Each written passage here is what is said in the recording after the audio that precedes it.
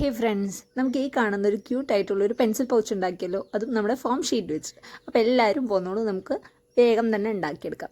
അപ്പം ഈ കാണുന്ന ഫോം ഷീറ്റ് ഒന്ന് ജസ്റ്റ് മടക്കിയെടുക്കുകയേ വേണ്ടുള്ളൂ. പിന്നെ നമുക്ക് വേണമെങ്കിൽ നേരിട്ട് സെല്ലോ ടേപ്പോ അല്ലെങ്കിൽ അങ്ങനെ മാസ്കിങ് ടേപ്പൊക്കെ വെച്ച് സൈഡിൽ വെച്ച് ഒട്ടിച്ചെടുക്കാവുന്നതാണ്. പക്ഷേ കുറച്ചുകൂടെ സ്പേസും യൂസ്ഫുൾ ആയിട്ട് എടുക്കാൻ പറ്റുന്ന ഒരു രീതിയിലാണ് നമ്മളിപ്പോൾ ചെയ്യുന്നത്. അപ്പോൾ എല്ലാവർക്കും സ്കൂളിലും കോളേജിലൊക്കെ നോർമൽ നമ്മുടെ പെൻസിൽ പൗച്ചായിട്ട് തന്നെ കൊണ്ടുപോകാൻ യൂസ്ഫുൾ ആയിട്ടുള്ള ഒരു രീതിയാണ് നമ്മൾ ചെയ്യുന്നത്. അപ്പോൾ എല്ലാവരും ചെയ്ത് നോക്കാം. അതിന് വേണ്ടത് ഈ ഒരു തിന്നായിട്ടുള്ളൊരു സ്ട്രിപ്പ് കട്ട് ചെയ്തിട്ട് ഈ രണ്ട് എൻഡിലും നമ്മളൊന്ന് ഒട്ടിച്ചതിന് ശേഷമാണ് മടക്കിയെടുക്കുന്നത്. അപ്പോൾ ഒട്ടിക്കുമ്പോൾ ശ്രദ്ധിക്കുക, ഞാൻ ആദ്യം തന്നെ ഒരു തെറ്റ് ഉണ്ടാക്കി. അപ്പോൾ നിങ്ങൾ അതുപോലെ ചെയ്യാതിരിക്കുക.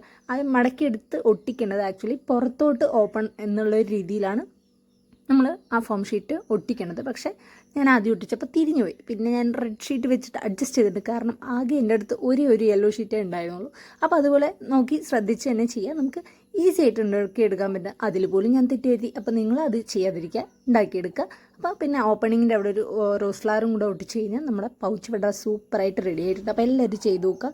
പിന്നെ നമ്മുടെ ഗീവ് അവേ ഒക്കെ നടക്കുന്നുണ്ട്. അപ്പോൾ എല്ലാവരും കമൻറ്റും സബ്സ്ക്രൈബൊക്കെ ചെയ്യുക. പിന്നെ നിങ്ങളുടെ സപ്പോർട്ടാണ് എല്ലാം.